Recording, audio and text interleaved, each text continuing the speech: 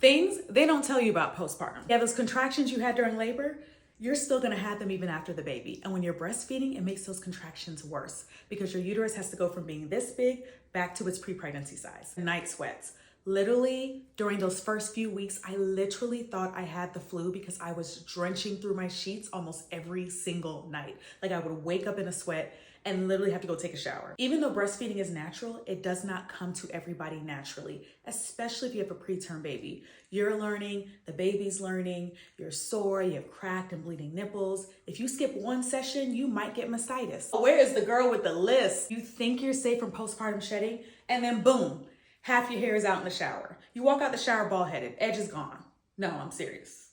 So serious. Even if your blood pressures were perfect during your entire pregnancy, you still need to be checking your pressures even after you deliver.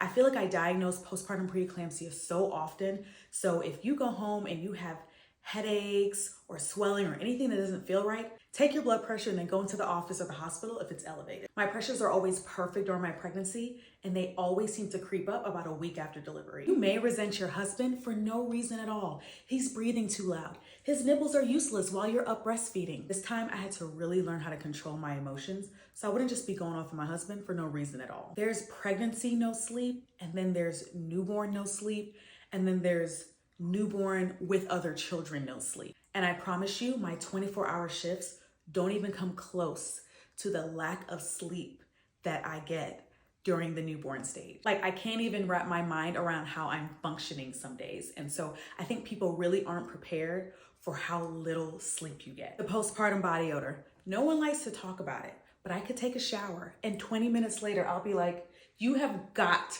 to be kidding me. Your hormones are just all over the place, and I literally have to reapply deodorant like 6 times a day. And I think what surprises people the most is that most of us will not snap back. Now, I know social media is full of these beautiful influencers who have their babies and 2 weeks later, their stomach is super flat. Let me tell you, from seeing hundreds, thousands of patients over the years, that is not the case for most people. And that is actually not the case for me right now.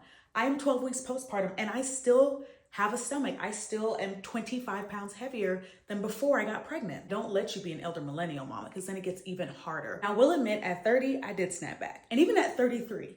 But baby, that third baby at 36 took me out. And this baby at 39 has really taken me out. And thing that people need to know postpartum is that you really do have to give yourself grace. And we say it, but you really do have to give it. My body is different. It will always be different. And I really have to accept that that's going to be okay. And I've said this before, and I'll say it again. When I lose this weight, it is over for you.